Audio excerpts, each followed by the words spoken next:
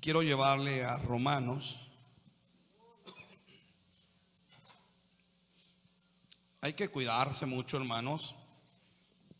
Está otra vez muy fuerte esto de la enfermedad del COVID. Sabemos que Dios nos guarda, sabemos que Dios nos ayuda, sabemos que Dios nos protege, pero también Dios nos ha dado la capacidad para sabernos cuidar. Dice el libro de los Proverbios: el insensato ve el mal y no se aparta y sufre las consecuencias, ¿verdad? Así que seamos sensatos. Romanos capítulo 5, versículos 1, versículo 2, versículo 6 y versículo 8.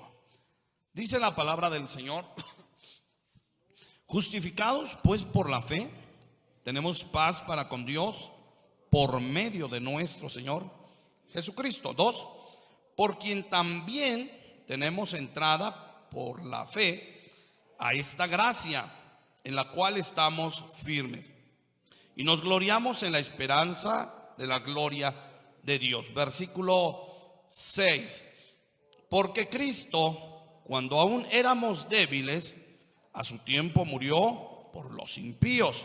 Versículo 8, muestra su amor para con nosotros, en que siendo aún pecadores, Cristo murió por nosotros. Padre celestial, en esta hora te doy gracias, Señor, porque nos permites estar en este lugar y poder escuchar tu palabra. Te rogamos, Señor, que hables a nuestro corazón. Permítenos, Señor, entender esta palabra, entender este mensaje y ser ese canal de bendición por el cual, Señor, tú hables a nuestra vida. Te ruego, Señor, en esta hora uses mi vida, usa, Señor, mis labios para que podamos bendecirte y glorificarte. En el nombre de Jesús, amén y amén. Ocupe su lugar, por favor.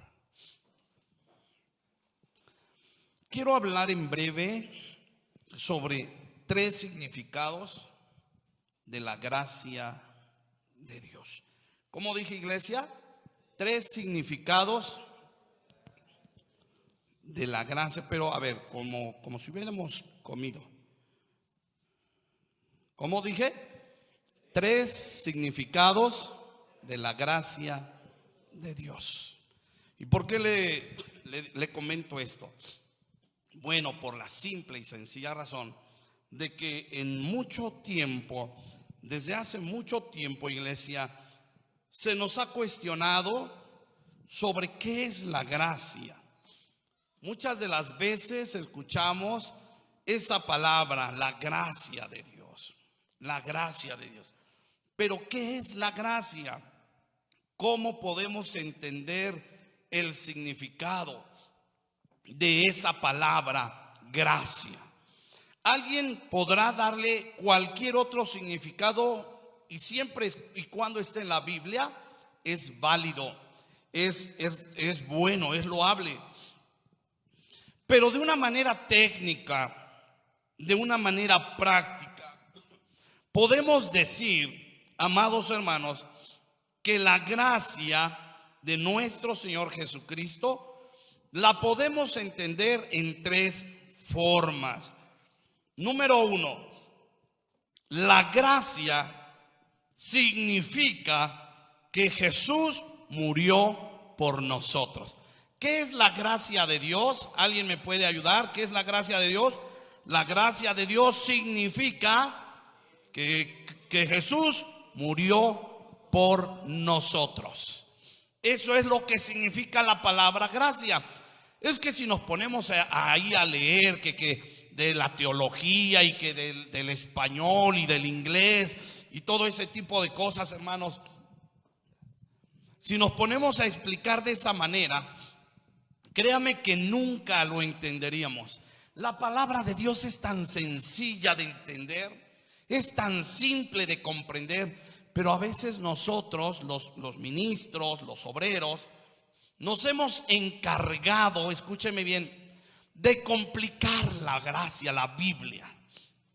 Y entonces cuando alguien nos pregunta y nos dice, ¿qué es salvación? Pues salvación es que te arrepientas de todos tus pecados, porque si no te vas al infierno. Y complicamos la situación. Y cuando alguien pregunta, pastor, ¿qué es la gracia? A veces entendemos la gracia solo la disfrutan los hijos de Dios, solo la disfruta la gente que es buena. Los malos ni siquiera saben ni conocen la gracia. Y nos ponemos a dar un sermón errado, injustificado. Pero la gracia del Señor significa bíblicamente, así de fácil, que Cristo, que Jesús murió por nosotros. El apóstol Pablo lo escribe de esta manera: justificados pues por la fe, tenemos paz para con Dios por medio de nuestro Señor Jesucristo. Y luego dice, por quien también tenemos entrada por la fe a esta gracia. ¿Se da cuenta? Tenemos fe a esta entrada de la gracia. Y añade el apóstol San Pablo, en la cual estamos firmes y nos gloriamos en la esperanza de la gloria de Dios. Y sigue diciendo Pablo en los versículos que leímos: porque Cristo, cuando aún éramos débiles, a su tiempo murió por quienes, por los impíos. Ciertamente, iglesia, escúcheme bien, ciertamente apenas morirá alguno por un justo. Con todo, pudiera ser que alguno osara morir por alguno bueno, pero nadie moriría. Nadie puede morir por alguien que sea malo, por alguien que sea, oiga usted, lo vil, lo peor, lo perdido. Nadie quiere morir por eso. Nosotros podríamos decir en algún momento dado: yo voy a dar mi vida por alguien que valga la pena. Si me es necesario dar la vida por mi padre, por mi hermano, por un gran amigo, a lo mejor para quedar bien decimos: voy a dar mi vida por el presidente de la República, para que pase yo a la historia como aquellos que conocimos como los famosos niños héroes. Dicen que murieron por la patria y quedaron registrados para siempre en la historia. Quizá alguien diga: yo voy a morir por alguien, pero que valga la pena. Pero la gracia de Dios se nos dio a conocer cuando Cristo, siendo bueno, siendo santo, siendo, oiga usted, limpio, siendo puro, quiso morir por lo más vil de este mundo, los seres humanos que estábamos sin Dios y sin esperanza. ¿Qué podemos entender de lo que leímos? Que la vida cristiana es algo que se nos concede por gracia. A ver, iglesia, la vida cristiana es algo que se nos concede por gracia. Y eso es bonito cuando lo entendemos. Algo que no merecemos. La vida cristiana es algo que no merecemos los seres humanos, pero nos fue otorgada por gracia de Dios. ¿A través de quién? A través de su Hijo Jesucristo. La gracia es algo que no merecemos. Mediante la obra de Jesús, la gracia en la cual estamos firmes, y una gracia que nos impulsa a vivir cada día como Dios quiere que vivamos. Pablo el apóstol habla de eso en Romanos capítulo 6, cuando dice, escuche bien: ¿qué pues? ¿Pecaremos porque no estamos bajo la ley, sino bajo la gracia? Ni en ninguna manera. ¿No sabéis que si os sometéis a alguien como esclavos para obedecerles, sois esclavos de aquel a quien obedecéis, sea del pecado para muerte, o sea de la obediencia para justicia? Pero gracias a Dios, que aún erais esclavos, siendo esclavos del pecado, habéis obedecido a nuestro Señor Jesucristo. Y por cuanto obedecimos a nuestro Señor Jesucristo, hoy podemos decir: alcancé la gracia del Señor. Esa gracia, ¿qué es la gracia? Es la vida cristiana que Él nos ha regalado a través de su sacrificio. Hoy somos cristianos, hermano, y hoy nos podemos llamar cristianos, pero no por nuestras obras, no porque nosotros hayamos hecho o hayamos alcanzado méritos. No, hermanos, somos cristianos por gracia. Dice la Biblia: por gracia sois, ¿qué cosa? Salvos, por medio de la fe. Y esto no de vosotros, pues es don de Dios. ¿Cuántos alabamos al Señor? En otras palabras, la gracia de Dios nos impulsa o nos debe impulsar a obedecerlo por agradecimiento, por habernos libertado del castigo de la ley, de la condenación eterna, de la esclavitud. Sobre todo eso, también, amados hermanos, debemos entender que somos cristianos no por voluntad propia, sino dice la Biblia que somos hijos de Dios porque fuimos engendrados no por sangre ni por carne, sino por el Espíritu de Dios. Así que nacimos de nuevo, amados hermanos. Tenemos la dicha, tenemos la gracia de hoy ser llamados hijos de Dios. No por tus obras, no por mis obras, no por lo que hayamos hecho, sino por el favor de Dios, por la gracia de Dios. Ese favor que no merecíamos nos alcanzó y nos ha hecho hijos del Dios eterno. Y dice la Biblia que si somos hijos, también somos, ¿qué cosa? Herederos del reino de los cielos. Número 2, ¿qué es la gracia? La gracia es algo, escuche bien, la gracia es algo que el ser humano desde que nace para disfrutarla. Eso es la gracia. En la carta de Pablo a los Efesios podemos leer: bendito sea el Dios y Padre de nuestro Señor Jesucristo, que nos bendijo con toda bendición espiritual en los lugares celestiales en Cristo, según nos escogió en Él antes de la fundación del mundo. Es decir, que antes de que naciéramos ya estábamos escogidos para poder disfrutar de la gracia de Dios. Desde que estábamos en el vientre de mamá, ¿cómo es el poder de Dios? El alcance del poder de la mente del Señor, que sin que nosotros tuviéramos ni siquiera la mínima idea de venir a este mundo, ya estábamos contemplados para que al nacer tuviésemos la capacidad de disfrutar ¿de qué? De la gracia de Dios. ¿Y cómo fue eso, pastor? Cuando Dios, al crear al hombre, le puso un libre albedrío y dijo: ahora conoces el bien y el mal. Tú escoge qué es lo que vas a hacer.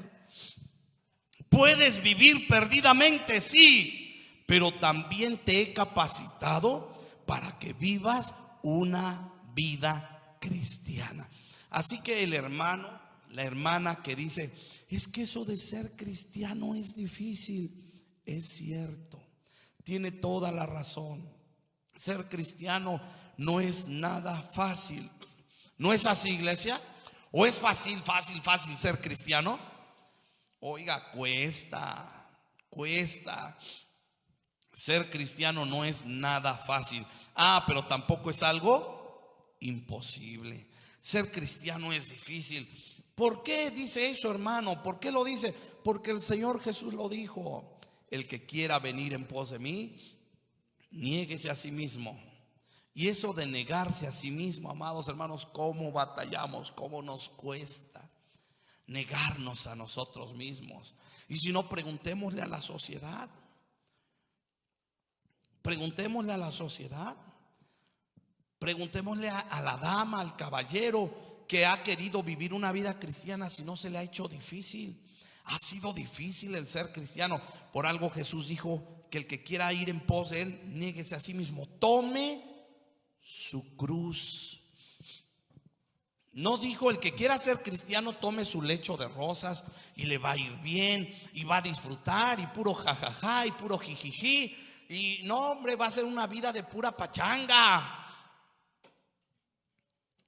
No, el Señor no ofreció eso cuando nos dio la opción de tener una vida cristiana.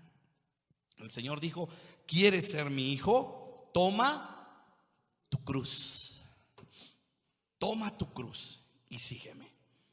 La cruz de Cristo implica en la vida cristiana sufrimientos. Amén, iglesia. ¿Y cuántos hemos pasado por esa etapa de los sufrimientos? Implica padecimientos. La cruz de Cristo implica lágrimas.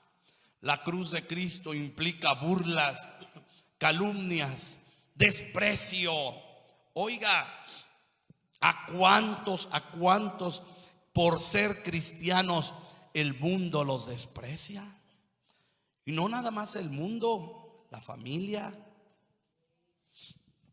Hay personas que Dios los salva y comienzan a vivir una vida cristiana, y la familia que no ha sido salva le dice: decide, o tu religión o nosotros. A veces es la esposa, ¿verdad? A veces el esposo. Decide, tu religión o yo. Y es donde entra en dilema la persona, porque dice: ay, Señor, ¿qué hago? Pues amo a mi esposo, amo a mi esposa, no los quiero dejar, no puedo dejar a mi familia, no quiero separarme de mis padres, no quiero separarme de mi familia, de mis amigos. Pero el mundo es así, que te dice: escoge, o ellos, o tu religión, o tu Cristo, o nosotros. Nos ponen entre la espada. Sí, iglesia, humanamente, entre la espada y la pared.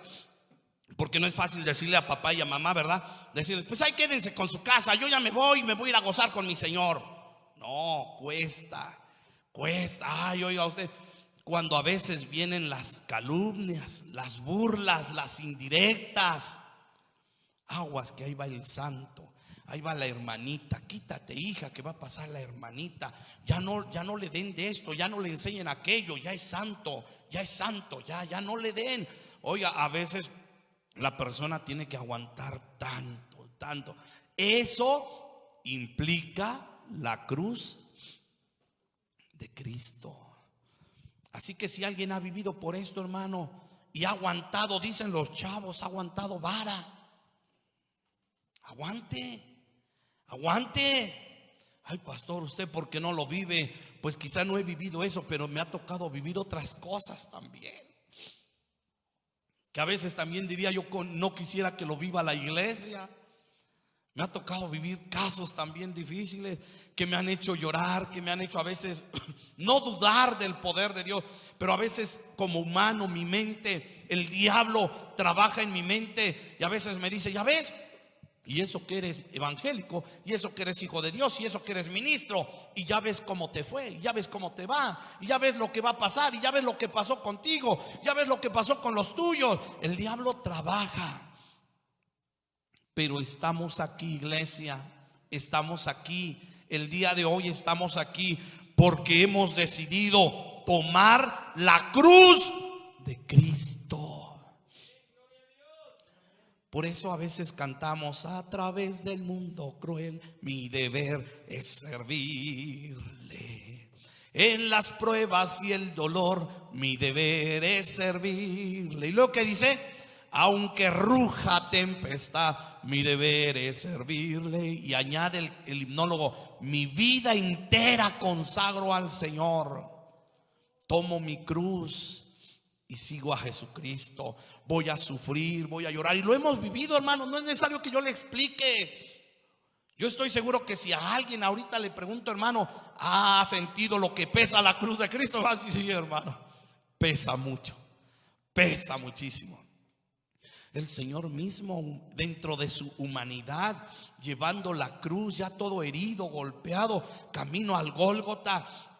La Biblia dice que cayó sobre el camino, ¿no es así?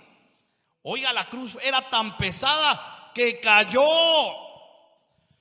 Y es donde muchos dicen, pues si cayó Jesús, yo por qué no voy a caer también. Jesús cayó, pero se levantó y continuó hasta llegar, ¿qué cosa? A la meta, hasta llegar al final, hasta llegar a cumplir el propósito que él había determinado en su sabiduría y en su corazón: morir por los seres humanos. Imagínense que Jesús se cayó en el camino y dice, no, pues ya no aguanto, ya de plano, yo ya no llego, que la lleven otros, a mí déjenme aquí, yo ya no puedo más. Además estos ni son mis hijos, me están hasta por crucificar, que voy a morir por ellos. Yo a veces, cuando humanamente vemos esas películas de los padecimientos de Cristo y vemos a Jesús cómo va con la cruz, yo a veces hablo con Jesús en mi mente, o más bien hablo con la tele. Y digo, no, Jesús. Por ejemplo, luego veo que va Jesús con la cruz y ahí va uno atrás dándole. No, Jesús, yo que tú me volteo, mira, un revés. Y cómo no, y de que entiende. O a veces cuando lo veo en la cruz, que ya está así, Padre, perdónalos. ¿Qué perdónalos, Señor? Ordena, solamente di que caiga una piedrototota sobre ellos y no queda pero ni ceniza. Bueno, es que yo pienso con mi corazón humano, pienso con mi carne, pero Jesús en ese momento no estaba pensando con su corazón humano, no estaba pensando con su carne, estaba pensando con su espíritu. Y él decía, tengo que cumplir el propósito. Por eso cuando él está a punto de morir, oímos una de sus palabras que dice, Padre, consumado es. Es decir, todo está hecho. Esa es la palabra que debemos decir nosotros todos los días al llegar la noche, todos los días que nos vamos a acostar, todos los días que acabamos la jornada del día, de tu trabajo, de donde vas, de donde vienes. Antes de dormir, dile, Padre, acabó el día, la cruz estuvo pesada hoy, pero consumado es. Ahora permíteme descansar esta noche. La cruz la aguanté durante el día, Señor. Amén, iglesia. Así que, ojo, todo aquel que quiera servir a Jesús y seguirlo necesita tomar, ¿qué cosa? Necesita tomar su cruz. ¿Cuántas personas no están en casa con una enfermedad ya irreversible? Y a lo mejor, oiga, aquí en la ciudad no se dé mucho, o quizás sí, no sé, pero me ha tocado estar en pueblos que están en las montañas, donde a veces me dice el pastor, pastor, vamos a orar por un hermano, tiene 15, 20 años enfermo. Y cuando llego le digo, hermano, ¿qué pasó? Ay, hermano, ya no aguanto, hermano. El médico dijo que ya no hay remedio. El médico dice que ya no hay solución, pastor. Yo ya no aguanto, no sé qué hacer. Y lo único que me queda es decirles, hermano, aguante, por favor. La cruz está pesada, pero aguante, soporte. Y hay hermanos que me han dicho, hermano, dice, es que el diablo me ha tentado. El diablo ha venido a través de mis vecinos, de mi familia, y me ha dicho, no, manito, levántate, te llevamos a tal lugar, mira, te hacen una limpia. ¿Y de qué te compones? Lo que te pasa es que estás embrujado, hijo. Te están haciendo algún mal, algún amarre. Te están haciendo algo. Yo no sé cómo le llaman a esos muñequitos que agarran y que les ponen alfileres y que de repente el otro brinca y dice, ¿cómo le llaman? ¿No? Vudú. Imagínense. Bueno, eso le han contado al hermano. Imagínense. Pero usted va a decir, uy, hermano, pero eso se ve en las caricaturas de Tizoc, en las películas de Tizoc. No, señores, se ve en la vida real. Me ha tocado hablar con hermanos que me dicen, ay, hermano, es que de plano yo sí siento que me están, estoy embrujado, me están haciendo algún mal, algún amor de esos que dejé. Y luego cuando le duele la espalda, dice, ay, en este momento me han de estar clavando algún alfiler, pastor. Oiga, le digo, hermano, no soporte, aguante. Es la cruz que está pesada, ¿Cuántos cristianos, hijos de Dios, siendo hijos de Dios, no están en casa ahorita postrados? Y a lo mejor se están preguntando, porque es la pregunta. Cuando nos viene algo, la pregunta es, ¿por qué, Señor? ¿Por qué a mí? ¿Por qué a mi esposa? ¿Por qué a mi esposo? ¿Por qué a mis hijos? ¿Por qué a nosotros, Señor? Si empezamos a echarle ganas, si ahorita que estamos tratando de esforzarnos, ¿por qué a nosotros? ¿Por qué no me sana, Señor? Porque es tu cruz. Ahorita todos ustedes y los que estamos aquí, gracias a Dios, no necesitamos de estar en cama o en el hospital o intubados, que Dios nos libre, o conectados a alguna máquina, o ahorita estar con temperaturas de 40, 41. Y no entendemos a los que ahorita están en casa postrados en una camita. No nos entendemos. Decimos, pues que aguante, pues qué tanto es, 3 días y va a pasar. No los entendemos. Pero hubo un gran ejemplo de nuestro Señor Jesucristo, del cual dice, separados de mí nada podéis hacer, pero si tú vas conmigo como los pámpanos permanecen en la vid, llevarás mucho fruto. Y qué hermoso es cuando pasa la tempestad y comenzamos a ver que la abuelita que no creía ya cree en el poder de Dios, que el tío que dudaba que íbamos a sanar nos vio levantarnos en el nombre de Jesús. Y comienzan a darse los frutos espirituales, hermano. Por eso, mientras podamos, aguantemos, llevemos la cruz de Cristo Jesús. Esa es la gracia, que siendo débiles, dijo el apóstol Pablo, que siendo débiles, Cristo tuvo compasión de nosotros. ¿Podemos decir amén, hermanos? Y termino. No sabe cuánto me costó dar este mensaje hoy, porque sabe, tiene días, yo sufro de cuando hace mucho frío me viene una alergia aquí en la nariz y es estar luchando con ella. Y hay hermanos que me han dicho, hermano, es gripa. No, no es gripa, hermano, no se espanten, es una alergia. Y batallo a veces durante el día, más en las mañanas. Batallo mucho de mi fosa nasal derecha y es mi batalla, pero aquí estamos y vamos a seguir. Me ha costado mantenerme para no estornudar porque estoy a punto de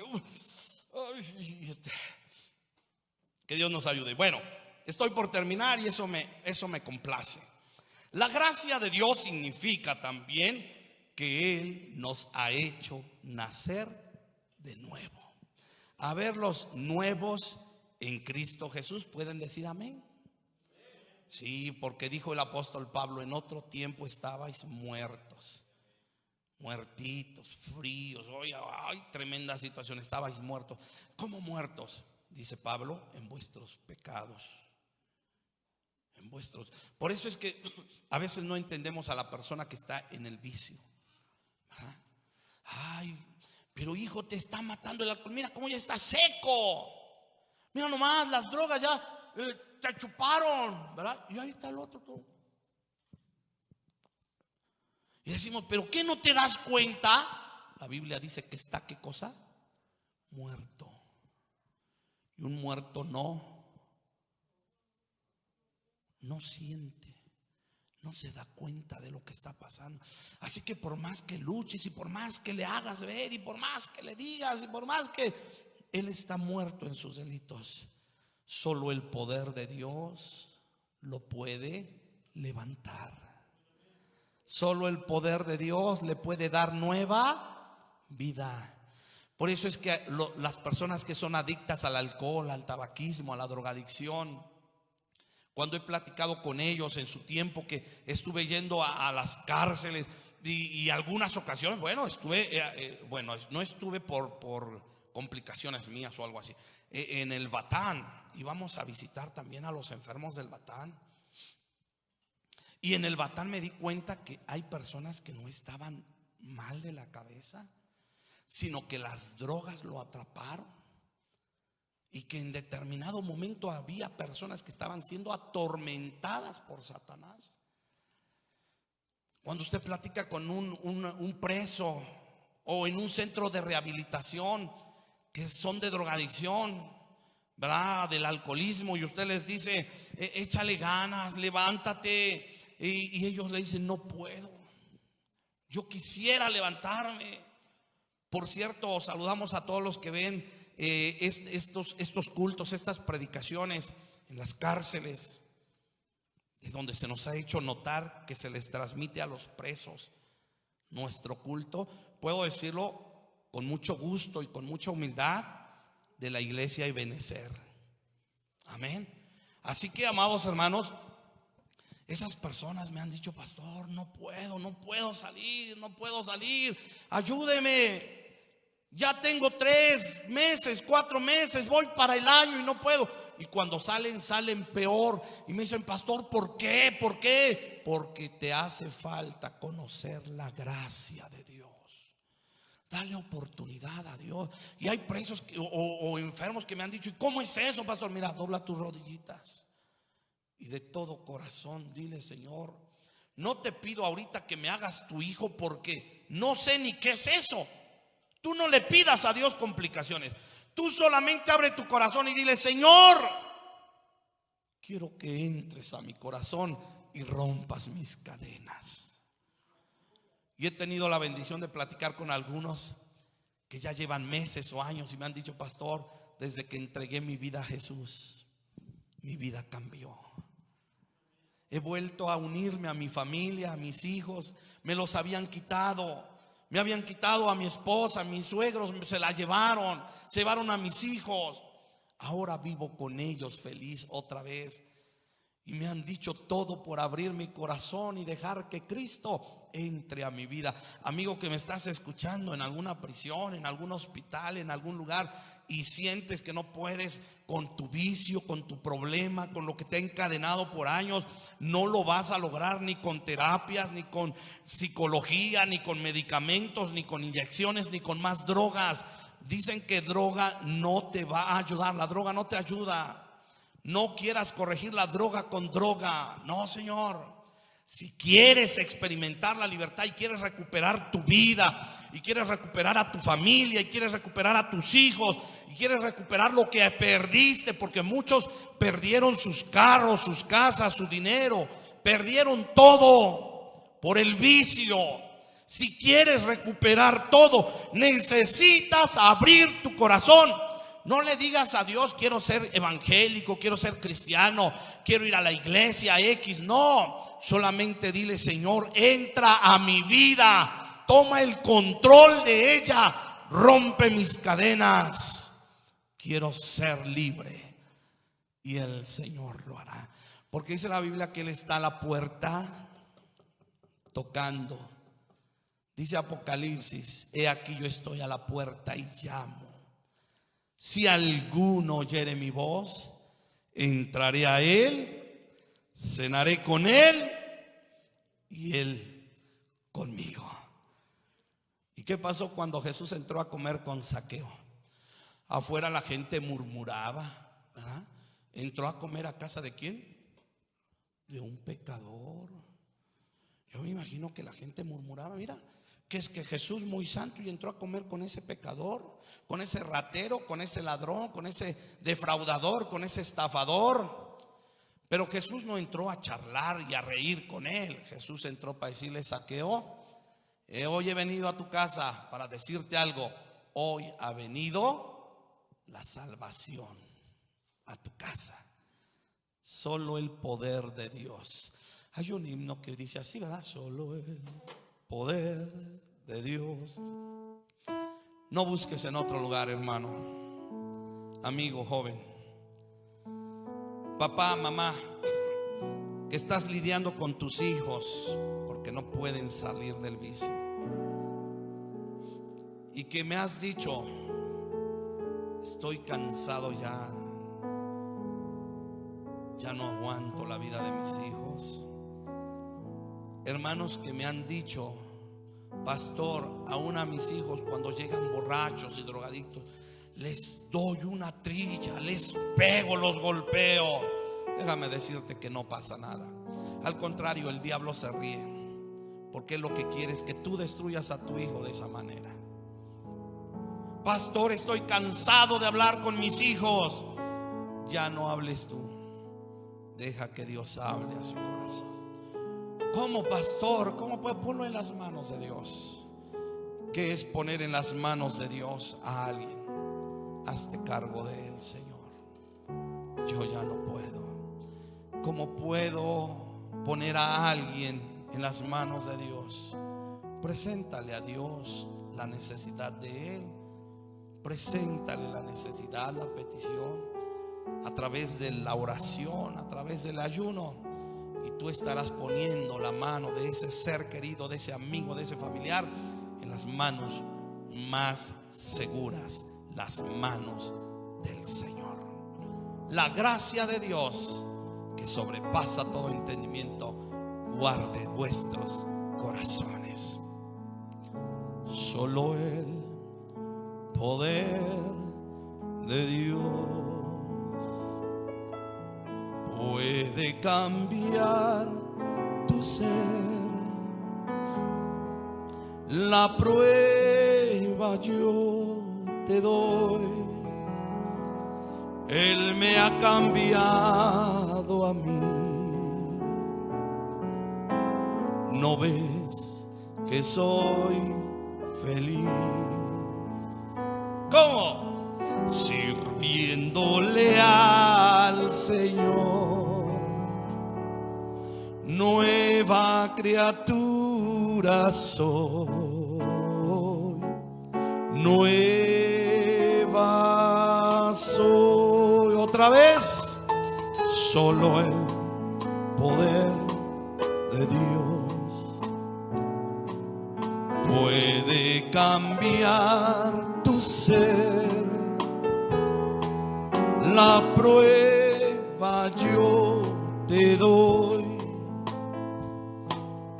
Él me ha cambiado a mí. ¿No ves que soy feliz? Sirviéndole al Señor. Dilo. Nueva criatura soy. Dejo el lugar. Nueva soy. Pase bonita noche. Dios le bendiga.